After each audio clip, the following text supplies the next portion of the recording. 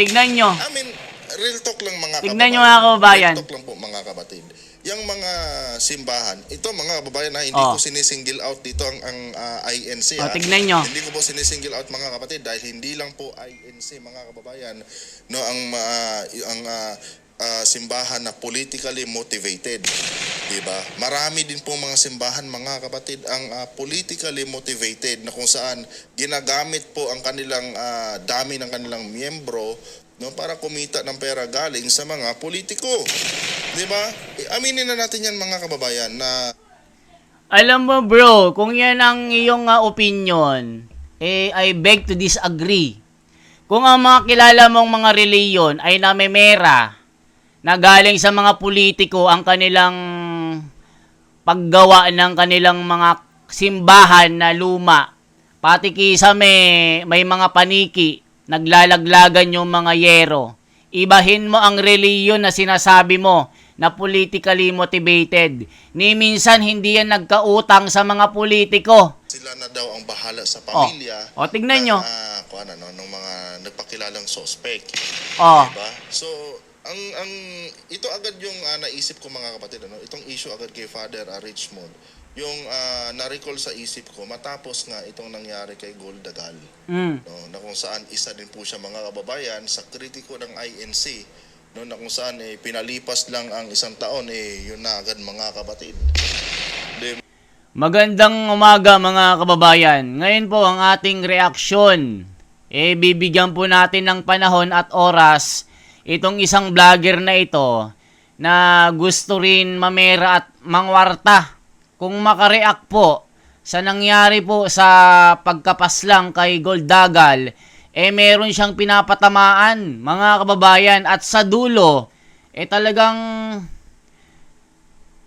maaanghang itong sinabi niya mga kababayan na ang mga reliyon daw na ito ay nagpaparami ng mga miyembro para pagdating daw ng eleksyon, ang mga politiko daw na lumalapit ay pineperahan. Ito yung gusto niyang palabasin mga kababayan At yung senaryo po ng reaction na ito sa pagkamatay ni Goldagal, kayo na po ang mag-react dito kasi ang daming nagme-message po sa akin na bigyan ko daw ng reaction itong vlogger na ito. Ito po si One Talk PH, mga mahal kong mga kababayan at mga mahal kong mga kapatid. Dahil itong vlogger na ito talagang isang isang mapanggatong na gusto rin niyang umeksena at mamera. Ito yung mga bobo na vlogger na basura. Pakinggan po natin mga kababayan kasi kakaiba itong tabas ng bibig nito ang reliyon na kanyang pinapatamaan na gusto niyang targetin, ipinaparis niya sa mga reliyon na mukhang pera. Ibahin mo itong reliyon na ito na nagkakaisa, ni minsan hindi po kumuha ito o nangutang ng utang na loob sa mga politiko. Lalong-lalo na yung sinasabi mong nagpaparami lang ang mga reliyon na ito at nangunguha ng pera sa mga politiko pagdating ng eleksyon. Nagkakamali ka, bro. Pag-aralan mo ang mga sinasabi mo dito kasi merong consequences ito. Pwede kang masampahan ng mga miyembro ng malaking reliyon na ito. Kaya pakinggan po natin mga kababayan. Mag-react lang po tayo. Kayo na po ang mag-react kung ano ang masasabi nyo sa vlogger na ito. So ito na mga kababayan, naku po, ito na po ang pinakamainit na balita na ating nasagap ngayong araw mga kapatid. Iglesia ni Cristo mga kababayan nahaharap po ngayon sa napakalaking iskandalo matapos po ang nangyaring pagpaslang mga kababayan dito sa kilalang stand-up comedian na si Goldagal. Mga kababayan at mga miyembro ng reliyon na pinapatamaan nito, bungad pa lang mga kababayan, sinabi niya, ang reliyon na ito ay nahaharap daw sa malaking iskandalo.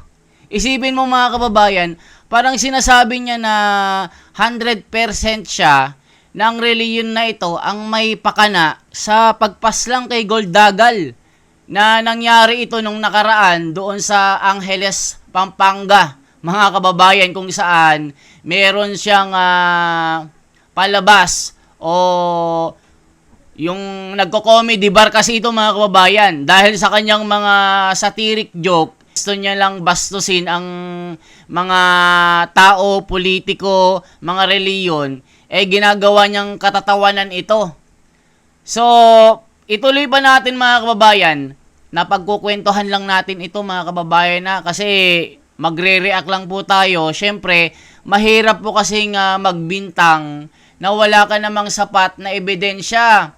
Mag-antay po tayo sa ginagawa ng mga otoridad.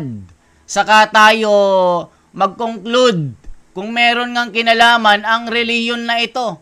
Ang ginagawa nyo, inuusig nyo, sinisiraan nyo, na akala nyo sila na talaga ang may pakana. Ilan ba ang binalahura ng taong ito, yung si Goldagal? Ang dami niyang binira, ang dami niyang ginawang putahe sa kanyang palabas sa pagko-comedy bar niya. Napakarami, mga kababayan, hindi lang itong reliyon na kanilang binibintangan. Napakarami, pati tao, politiko, kung sino-sino pang ginagawa niyang katatawanan para magmukha siyang katawa-tawa sa kanyang palabas. So, itong vlogger na ito, una pa lang, punto de vista niya, sasabihin niyang ang reliyon na ito ay nahaharap sa malaking iskandalo. Parang sinasabi mo dito, sila na ang may pakana dito. Pakinggan pa natin itong vlogger na basura na ito. Para po sa mga hindi nakakakilala kay Goldagal, mga kapatid, ito po yung kilalang stand-up comedian a year ago na nag-viral, mga kababayan, matapos niyang birahin ang tagapamahalang pangkalahatan ng INC na si Eduardo Manalo. At isa pa dyan, mga kababayan, naging viral din yung line niya dati, mga kapatid, na kulto, na kung saan, mga kababayan, para bang pinapatamaan niya ang Iglesia ni Cristo na isang kulto di umano, mga kapatid. Matapos po ang nangyaring viral video na yon, mga kababayan, itong ni Goldagal, ay marami pong mga INC, mga kapatid, ang galit na galit sa stand-up comedian na ito. To the point, mga kababayan, na kaliwat ka ng death threat na po, hayag lantarang pagbabanta na po sa mga social media, mga kapatid, ang kanilang ipinarating dito kay Goldagal. At mga kababayan, sabi po niya, pagkatapos daw ng kanyang joke na yon ay binira daw ng binira ng mga death threat itong si Goldagal. Gagawin po lahat ng kalaban ng malaking reliyon na ito na siraan dahil naiinggit sila sa kadakilaan na narating nito. Mula nung maliit pa hanggang ngayon na lumaki na, kinaiinggitan nila, kaya kung ano-ano na lang ang kanilang binibintang para masira. Kaya pagka merong mga nangyayari sa mga taong naninira, nangaalipusta, binibintangan nila, mga kababayan, gaya ng taong ito, si Goldagal. Siya na nga ang nang bastos, siya na nga ang nang alipusta. Nung may masamang mangyari sa kanya, direkta ba namang sabihin nila na kasalanan daw ng reliyon na ito dahil sa kanyang pagjujok ng malamig ang kapilya ng Iglesia ni Cristo? Mga kababayan, ang mga kumakalaban kasi sa malaking reliyon na ito, gagawin lahat para masira. Tignan nyo, mga kababayan, alam nyo ba na yung mga nag-comment na yan ay miyembro ng kapilyang ito o reliyon na ito? Malay ba natin kung ang mga yan ay pakana lamang ng mga kalaban ng malaking reliyon na ito na talagang naitatag noong 1914, July 27, ng unang pandaigdigang digmaan na sumiklab sa sanlibutan. O ngayon, pag binabastos ang reliyon na ito, at pag ang mga taong bumastos sa reliyon na ito ay may nangyari, agad-agad na bibintangan nyo. Oy, mali po kayo mga kababayan. At ikaw na commentator, na reactor, parang ginagatungan mo. Marami pang sasabihin ito mga kababayan sa dulo na talagang sinasabi niya, ang mga reliyon daw na ito ay politically motivated na nagpaparami daw umano ng mga miyembro para magkamal ng maraming salapi at gagamitin daw ito pagdating sa mga eleksyon para mamera. O ikaw na vlogger, One Talk PH, magbigay ka ng mga ebidensya na nagpapatunay na may katotohanan ang sinasabi mo na puro aligasyon. Ituloy pa natin mga kababayan, ituloy pa natin para malaman nyo ang vlogger na basura na ito na gusto ring mamera, gusto ring sumikat. Sa mga comment section mga kababayan, no, sobrang dami po talagang mga nagko-comment mga kapatid sa kanyang video na talagang masasabi nating death threat lahat mga kapatid, no? At yun na nga, after matapos ang isang taon, kung hindi ako nagkakamali mga kapatid, ito na po ang nangyari sa kanya. Noong nakaraang March 15 mga kababayan ay pinaslang po itong si kapatid na stand-up comedian na si Gold Dagal. Kawawa naman ano. Pero bago ang lahat mga kapatid, no, One Talk PH nga pala nagbabalik para sa panibagong update. So ito na nga ang balita mga kababayan galing po sa interaction ng News 5. Tribute and calls for justice poured in stand-up comedian Gold Dagal, no, known for his socially relevant commentaries and advocacy for human rights following his untimely demise. No. Sabi dito, report said the personality was shot dead in Pampanga on Saturday, March 15. No? Dagal was known, ito mga kabatid Dagal was known for his joke about the Iglesia ni Cristo. Nako po. No? About the Iglesia ni Cristo and his social commentaries on human rights and abuse of authority.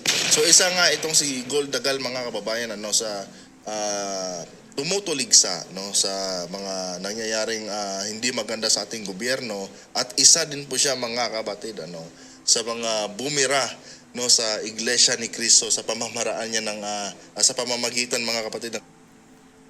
Tignan niyo mga kababayan ang mga binibira niya. 'Di ba mga kababayan, madami, hindi lang itong reliyon na ito na binibintangan nila. Ang dami niyang binibira sa kanyang pagko-comedy para maging patok, babastusin niya ang mga sinasabi niyang mga inaano niya, kung ano-anong mga joke na masyadong masasakit sa pinapatamaan niya. Sabihin niyo ba naman na kulto ang reliyon na ito, nagkakamali po kayo. Kung gusto niyo po na malaman, bukas po ang mga pintuan ng kapilya ng reliyon na ito. Anytime, kung gusto nyo magsaliksik. Kita nyo, isa pala itong sa mga abuse of authority daw. Human rights activist pa daw ito. Marami pa mga kababayan, marami itong binibira, hindi lamang isa, kundi marami. Gaya nung mga nangyari sa kalsada, yung dalawang magtatay na mga siga, na kaskasero, na mainitin ang ulo, ang ginawa dun sa Fortuner, nagmamadali pala yung sasakyan na yon dahil siguro merong mahalagang pupuntahan. Itong dalawang motor na ito na magtatay, bibigyan ko lang kayo ng halimbawa. Hinabol nila itong Fortuner na ito, na pagkaakala ng nakamotor ay sinagi at ginitgit siya. So yung Fortuner malayo na po. Ayaw niya na ng gulo. Ang ginawa ng dalawang magtatay na ito, nagyabang. Uminit yung kanilang pagkakamoteng ugali. Ang ginawa nila, hinabol nila itong Fortuner. Ang nangyari mga kababayan, blinak nila itong sasakyan na ito at doon nagpang-abot mga kababayan, nagsuntukan, nagkapisikalan. Kasi dalawa silang bumanat dito sa driver. Hindi po nila alam, meron pala itong dalang baril. Ang nangyari, Yung dalawang nakamotor, nadali. Yung isa, na hospital. Talagang nabawian ng buhay. Binugbog nila itong naka-Fortuner Talagang naghanap sila ng ikakapahamak ng buhay nila. Parang ganyan lang din. Huwag mong gigisingin ang isa nga natutulog na tigre na ang iayabangan mo na pagsasalitaan mo ng kung ano-ano. Pagka kinanti ka, kasalanan pa ng tigre na natutulog. Parang yung nangyaring road rage na yan. Ayaw nang makigulo itong driver na ito, pero yung dalawang nakamotor, mayayabang. Ayun, hindi nila akalain na ganun yung mangyayari. Ngayon, anong nangyari sa mga kamoteng rider na ito? O, di ba? Nagka-problema o naging viral. Kaya paalala po sa mga nakamotor, hindi ko nilalahat minsan kasi mayayabang din kasi na porke nakamotor sila, nakakasingit sila kahit masikip na kalsada. At talagang ang yayabang. Kasi ako nagdadrive ako mga kababayan, nakakabwisit. Kahit sa mga hindi mo akalain na mga kurbada, bigla kang sisingitan. Iinit na lang yung ulo mo. Kagaya nung nakaraan, muntik ko masagi yung isang kamoteng rider. Dito sa subdivision, bigla ba namang sumulpot, napakabilis. Ang dahan-dahan ko na nga. Hinayaan ko na mga kababayan kasi iniisip ko yung nangyari sa dalawang motor na salbahe. O ngayon, nagbuwis sila ng buhay. Hindi nila akalain na gano'n yung mangyayari sa kanila. So, ibig sabihin mga kababayan, mag-iingat po tayo sa mga aksyon natin. Gaya po sa nangyari dito. Hindi ko po inaano po itong taong ito. Naaawa po ako sa kanya dahil po sa nangyari sa kanya. Kung meron mang may kasalanan, dapat managot. Pero huwag kayong mamimintang ng bigla-biglaan na kayo'y gagawa ng konklusyon na yung isang malaking reliyon ay siya na ang may kasalanan. Hayaan po natin ang mga otoridad na may batas na siyang kukuha ng mga sapat na ebidensya, saka tayo mamimintang. Kayo, ginagawa nyo ng pulutan ang reliyon na ito. Na wala namang ginagawang masama sa inyo, ginagawa nyong masama at ginagawa nyong isang masamang ehemplo sa lipunan. Na sinasabi nyong kulto, masama, mamamatay tao, sasabihin lang na malamig ang kapilya, kinabukasan wala na. O tignan nyo yung mga gawain nyo. Kayo ang walang wala kayo sa katwiran Kayo yung mga taong palamintang Tapos pag may nangyari sa inyo, pagbibintangan nyo na yung walang kinalaman sa mga gawain nyong wala namang saysay at walang rika-rikado na gawain. O tignan nyo, mga kababayan, pag masyado kayong mayabang, masyado kayong makasarili, mga lilo, mapagmalabi sa ginagawa nyo, kayo din ang may kasalanan yan. Iulitin pa natin mga kababayan itong nagre-react na ito. Sa dulo, malalaman nyo. Kaya ako napapa-comment kasi hindi ko rin maamin na sabihan niya na ang reliyon na ito ay ganon. Kasi mga kababayan, alam po natin na karespeto ang reliyon na ito. Na ni minsan hindi umutang sa mga politiko para magpatayo ng kapilya. Hindi pinipirahan ng mga politiko. Hindi lumalapit ang reliyon na ito para lang magpatayo ng mga kapilya, para magkaroon ng utang na loob sa mga politiko. Ang mga politiko ang may utang na loob sa reliyon na ito. Pakinggan pa natin mga kababayan para magkaliwanagan tayo. Huwag lang tayong basta-basta gagawa ng kwento na wala namang kayong basehan. Diba mga kababayan? Na kanyang paggawa ng mga jokes lang kung saan mga kababayan, yun talaga ang na-highlights sa pangalan ni Gold Dagal, yung kanyang pagbira mga kababayan, no? Yung binira niya si Eduardo Manalo at tinawag niyang kulto. 'Di ba? Yun yung na-highlights talaga mga kapatid, na kung saan pag sinabing gold dagal, no, automatic yun mga kababayan, ang marirecall agad ng mga fans at mga taga-suporta nito ay yung jokes niya kay Eduardo Manalo. So yun na nga mga kababayan, after a year, no, matapos ang nasabing jokes na ginawa ni Gold Dagal at matapos ang mga pagbabanta, mga death threats na na-receive niya mga kapatid doon, particular doon sa kanyang ginawang jokes, ito na nga ang nangyari mga kababayan kay Gold Dagal. Pinas lang po siya mga kapatid noong nakaraang March 15 at isa po sa pinaghihinalaan ng taong bayan at mga fans at taga-suporta nito ni Gold Dagal mga kapatid ay ang Iglesia ni Cristo. Yun po mga kababayan, kasi yun lang po ang nagbigay sa kanya ng napakaraming death threats mga kapatid. Matapos nga niyang isali, no, at birahin sa kanyang jokes itong si Eduardo Manalo at tawaging kulto ang Iglesia ni Cristo. So, O mga kababayan at mga miyembro ng reliyon na ito, kayo po ang mag-react. Anong masasabi niyo po mga kababayan? 'Di ba mali ang ginagawa nila na bastang mamintang?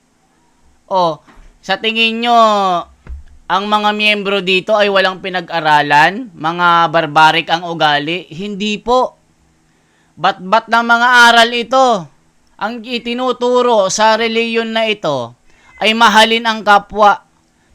Pakinggan po natin ito, pati yung pari mga kababayan na napaslang doon sa Nueva Ecija, ibinintang din sa reliyon na ito na wala naman silang ebidensya. Mismong kapulisan mga kababayan, pati Chief PNP, ay nagsabi na, according to their investigation, na walang kinalaman ang malaking reliyon na ito sa pagkamatay ng pari. Tignan nyo, yung kalaban ng reliyon na ito, ginagamit na kasangkapan para siraan ang reliyon na ito, para magmukhang bad image sa mga tao. Tignan nyo mga kababayan ha. Pakinggan po natin. Hindi ako nagkakamali sa taon. No, ipinas lang nga po itong si Father Richmond. No? At ang hinala ng mga Katoliko, mga kababayan, ito ang pamunuan ng INC mga kapatid, no, ang isa sa nasa likod di umano, no, ng pagpaslang kay Father Richmond. Pero later on mga kababayan, merong mga nagsasabing kumbaga nag-self-confessed mga kapatid na di umano'y sinasabing hindi daw sila miyembro ng Iglesia ni Cristo at dahil daw sa isang tawag nito, dahil daw sa kumbaga may paghihiganti mga kapatid na nangyari, no, kaya napaslang itong si Father Richmond. Ngayon mga kababayan, magpahanggang ngayon mga kapatid ay hindi pa rin nakikase close ito dahil parang hindi yata pinapaniwalaan ng nakararami mga kababayan, no, yung ibinigay na dahilan ng mga nag-self-confess na mga kriminal mga kapatid na pumaslang dito kay Father Richmond, no? And nakapagtataka pa doon, bakit di umano nag-voluntary surrender sila at voluntary silang nag-confess mga kapatid matapos yung insidenteng yun. Kaya may mga speculation din nung time na yun mga kababayan na lumabas na kung saan di umano yung mga nagsabing self-confessed ay binayaran di umano mga kapatid ng INC, no, para alam nyo kayong mga gatong-gatong, hindi ugali po ng reliyon na ito na gumamit ng tao. Kayo, nahuli na nga yung kriminal, ang gusto nyo pa, lalo nyong igiit na yung reliyon na ito ang nag-utos na paslangin yung padre. Tignan nyo mga kababayan, may nahuli na, parang ayaw nilang maniwala, nahuli na nga yung tao Anong gusto nyo? Yung mismong tagapamahala ang ipahuli nyo. 'Di ba? Gusto nyo yung ganon, wala naman kayong ebidensya na may pakita na sila nga ang may gawa. O tignan nyo itong mga taong ito, kasama ng vlogger na ito.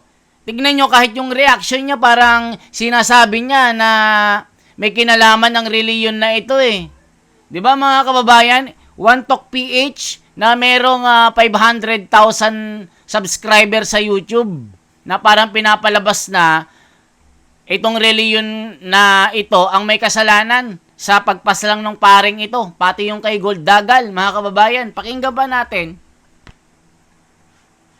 No, yung paratang ng mga Katoliko na di umano sila ang nasa likod ng pagpaslang dito kay Father Richmond. Oh. No, at pinagawa lang di umano ng kwento, Oh. provided na pinangakuan di umano mga kababayan ng INC yung mga nagsabing self-confess, no, na O, tignan nyo mga kababayan, yung mga nahuli daw ng mga kriminal, mga parang ano daw, parang tawag dito, nag-disguise lang daw na, ako na may kasalanan, parang ganon. Tapos parang pinangakuan daw ng kung ano-ano.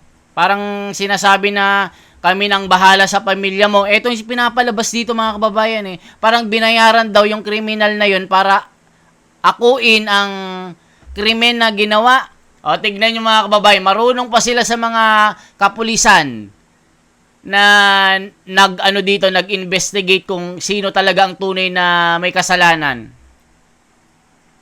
sila na daw ang bahala sa pamilya. Tignan nyo. Ng mga nagpakilalang suspect. Oh. Diba? So, ang ito agad yung naisip ko mga kapatid, itong issue agad kay Father Richmond. Yung na-recall sa isip ko matapos nga itong nangyari kay Gold Dagal. No, na kung saan isa din po siya mga kababayan sa kritiko ng INC, no, na kung saan pinalipas lang ang isang taon yun na agad mga kapatid. Sure ka na ang reliyon na ito ang pumaslang dyan, One Talk PH? Kasi parang yung komento mo, parang ikaw na rin ang nagsasabi na merong kasalanan ang reliyon na ito dito sa pagkapaslang dito sa dalawa. Na lumipas lang daw ng isang taon, napaslang daw agad. Parang gano'n yung pinapalabas ito Parang gatong-gatong din ito mga kababayan Wala ding ipinagkaiba sa mga, yung mga, alam nyo kay Epifanio Labrador, wala ding pinagkaiba itong taong ito. Ganon din siya kasulsul mga kababayan para kumuha din siya ng malaking engagement at maraming viewers. Umabot ito ng 66,000 views mga kababayan. Tignan nyo, gatong din ito Although nagre-react lang naman siya mga kababayan, parang gusto niyong palabasin, pinapaapoy niya yung sitwasyon na parang ganito, ay baka nga kayo nga, ay oo baka kayo nga. Parang ganun yung gusto niyang palabasin mga kababayan na sa dami ng natapakan ng taong ito, yung komedyante, sa tingin nyo, ang reliyon na ito na kanyang binastos, ito lang ba ang kanyang ginawang pulutan sa kanyang palabas? Hindi po, napakarami. Marami talaga mga kababayan, politiko, mga tao, kahit sino, para lang magmukhang katawa-tawa siya, ginagawa niya lahat para yung tao tumawa. Para mabili at mabenta yung kanyang joke. Itong ginawa ng komedyante na ito. Tayo nagre-react lang po tayo mga kababayan Ako wala po akong dito. Kasi kung namimintang kayo, patunayan nyo hindi yung mga marites lang kayo.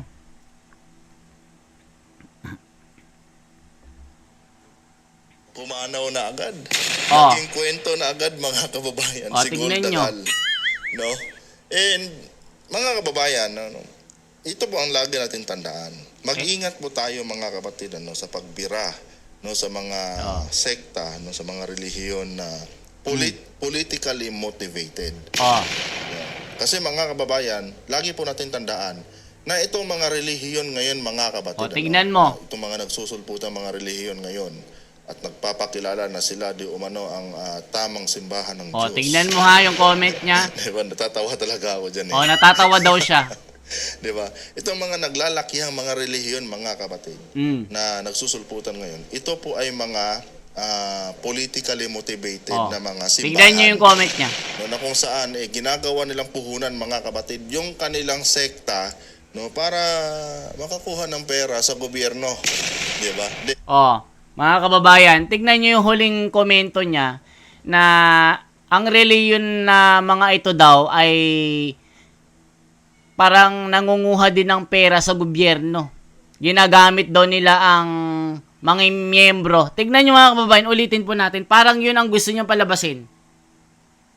Makakuha ng pera pala sa mga politiko na gustong maupo sa gobyerno. O, tignan nyo. I mean, real talk lang mga Tignan nyo mga kababayan. Real talk lang po mga kapatid. Yung mga simbahan, ito mga kababayan na hindi Oh. ko sinisingle out dito ang INC. O, tignan nyo. Hindi ko po sinisingle out mga kapatid dahil hindi lang po INC mga kababayan no ang simbahan na politically motivated, di ba? Marami din po mga simbahan mga kapatid ang politically motivated na kung saan ginagamit po ang kanilang dami ng kanilang miyembro no para kumita ng pera galing sa mga politiko. Di ba?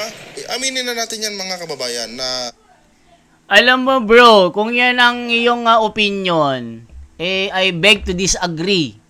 Kung ang mga kilala mong mga reliyon ay namemera na galing sa mga politiko ang kanilang paggawa ng kanilang mga simbahan na luma, pati kisa may mga paniki, naglalaglagan yung mga yero.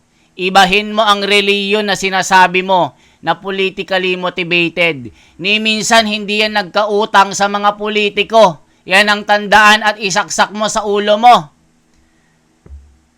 Ang mga sinasabi mong politically motivated, huwag mong idamay ang reliyon na ito. Kasi ang reliyon na ito ang kaisa-isang nag-iisa lang na tumatayo at tumitindig sa katwiran na nasa Biblia. Ni minsan walang utang sa politiko. Ang mga politiko ang lumalapit dito para humingi ng tulong.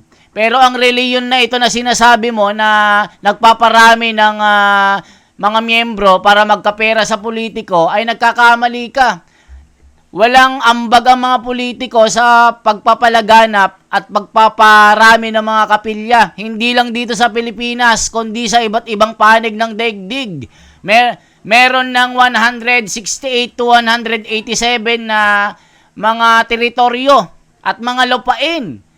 Ba't mo sasabihin politically motivated at ginagamit lang ang mga miyembro para magkapera sa mga politiko? Nagkakamali ka. Tumingin ka sa mga kapilya ng reliyon na ito. Lahat nagkikislapan dahil laging bago. Walang mga vandalism.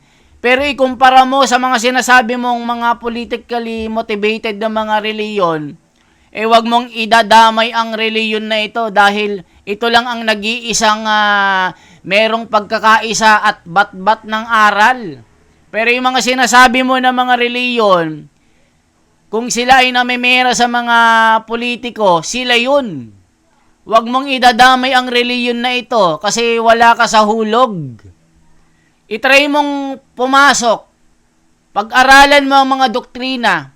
Ewan ko lang kung mahimas-masang ka na mga sinasabi mo ay mga haka-haka lamang.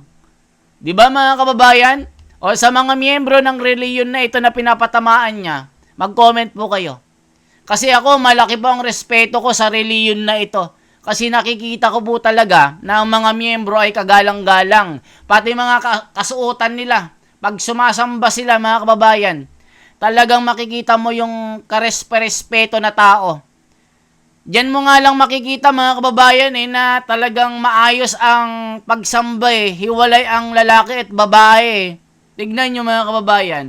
Kung ano-anong mga binibintang ng mga taong ito. Pag may mga nangyari sa mga taong lumalapastangan sa reliyon na ito na kagalang-galang at talagang ito naman talaga ang merong tunay na aral na umiiral na mga doktrina sa lupang ito na nagsimula nung panahon ng mga unang siglo mula doon sa nagtatag noong July 27, 1914 hanggang ngayon mga kababayan, mula doon sa ikalawang tagapamahala hanggang ngayon sa kasalukuyan, nagniningning. Kahit sinong politiko ay hindi nanghihingi kahit 5 duling. Wala kayong mababalita ang ganyan na nagmakaawa ang reliyon na ito, na nagkakaisa, lalong-lalo na sa pagboto. Tignan nyo yung rally noon. Milyon-milyon ang nagpunta. Dumalo din yung mga taga-sanlibutan na hindi magawa-gawa ng mga reliyon na sinasabi mo na politically motivated na umaasa lang sa mga politiko para makapagpapinturan ng kanilang mga simbahan.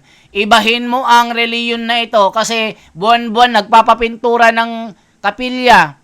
Merong maintenance ang mga kapilya. Linggo-linggo nagpapatayo ng kapilya. Magkano ang kapilya? Milyon-milyon. Ang Philippine Arena na talagang ginastusan talaga ng napakalaking halaga. Yan ang pinakamalaking indoor na coliseum sa buong mundo. Tapos sasabihin mo may utang sa mga politiko, nagkakamali ka. Tignan mo mga kababayan, nagkakagulo ang Pilipinas. Ang reliyon na ito nananatiling matatag. Tignan nyo, hindi magipit-gipit, hindi masira-sira ng kahit sinong lapastangan.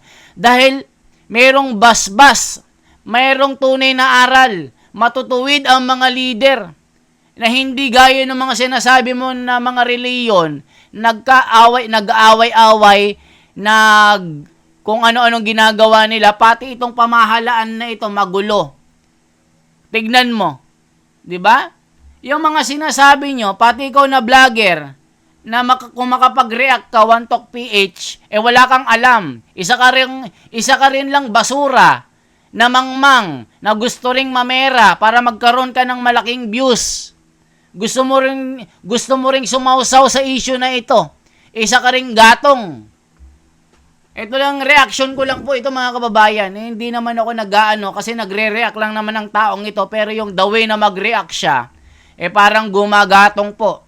Na talagang kung ano ang sabihin ng mga nagre-react, sinasang-ayunan din niya mga kababayan, parang gano'n ang gusto niya.